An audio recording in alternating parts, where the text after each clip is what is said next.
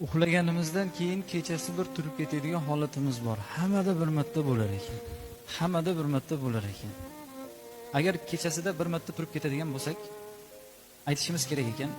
La ilaha illalloh vahdahu la sharika lah, lahul mulku va lahul hamd va huwa ala kulli shay'in qodir. Va subhanallohi walhamdulillahi va la ilaha illalloh vallohu akbar.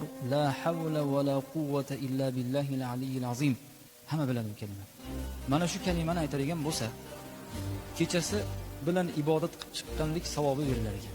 Kechasi bilan ibodat qilib chiqqanlik savobi. Qarang, subhanalloh. Bir marta uyg'onib qolganingizda ham nima qilyapmiz? Shu kalimani aytadigan bo'lsak, zokir bandalardan deb yozib qo'yilar ekan. Bu kechasi bilan zikr qilib chiqdi Xudo taoloni. Nimaga desa, dabdurustdan turib ketganimizda ham Robbimizni eslayapmiz-da. Dabdurustdan turib ketib qolganimizda ham nima qilyapmiz? Alloh taoloni poklayapmiz. Bandaligimizni izhor qilyapmiz.